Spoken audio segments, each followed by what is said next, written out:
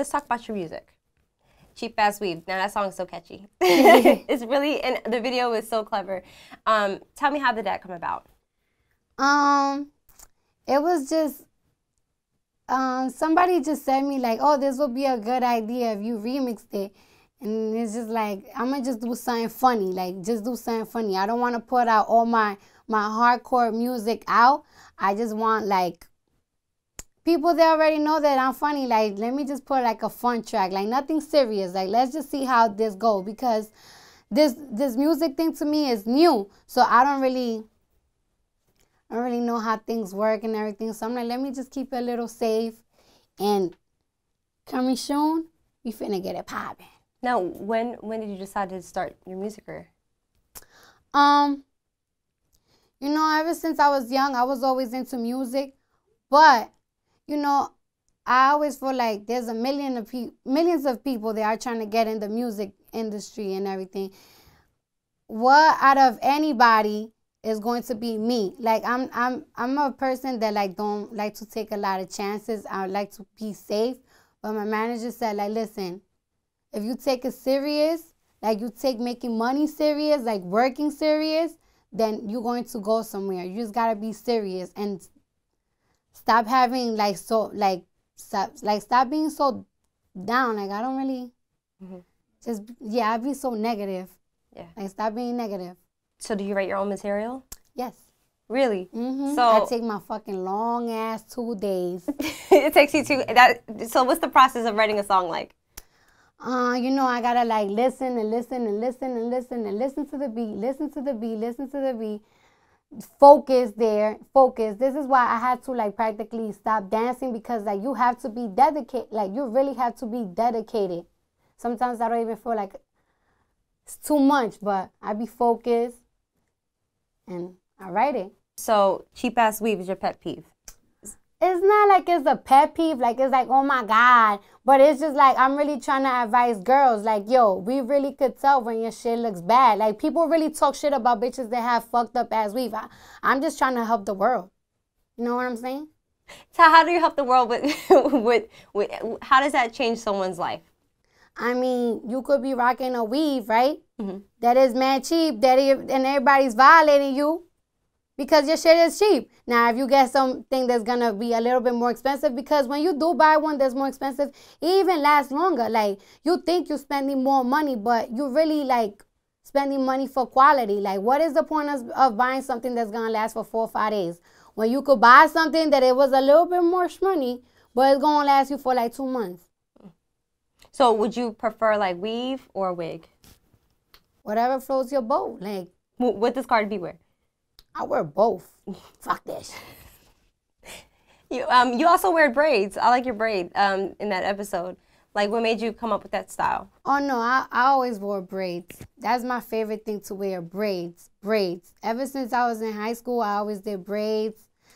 I started doing a lot of weaves when I started dancing, because it's like everybody wears weave in the strip club. But then I started being myself again, started wearing braids, and it's like people really loved it. And it's like, I love it too. Like, that's how I feel more comfortable. But like, kind of damaged my little bit my hair. So, you know, when you wear your little wigs and shit, you give your hair some fresh air and your real hair grow. Because at the end of the day, it's always about your real hair too. You know what I'm saying?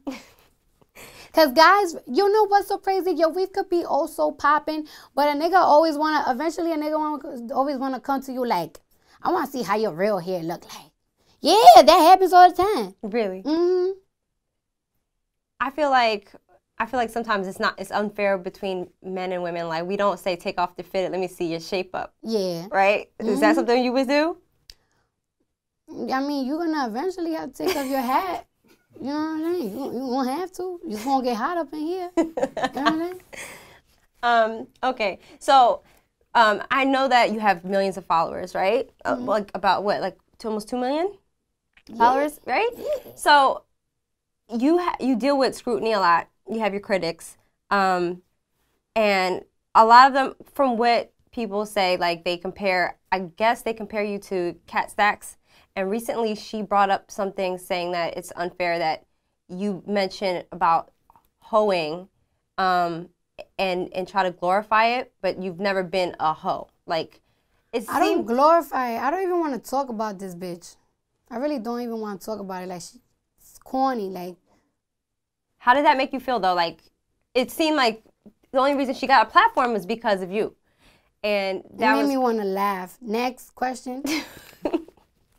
Okay, so as far as this season and your career ventures and stuff like that, what does Cardi B have going on? Got the music thing going on. I have these portable chargers coming out. You know what I'm saying? Got these eyeshadows coming out. They're real good. And if the eyeshadow work out, then fuck yeah, put some lip gloss out. Everything, you know what I'm saying? Then I have some personal things that I'm doing personally for myself. You're well off, but you said you're not rich yet until you get your mama a house. Yeah, that's why I feel like I'm not satisfied. Like, everybody like, oh my God, but you're like famous, because everybody knows you. Like, bitch, that don't do nothing for me because my mom is still in the hood. My family's still in the hood. Like, I don't give a fuck the followers, everything.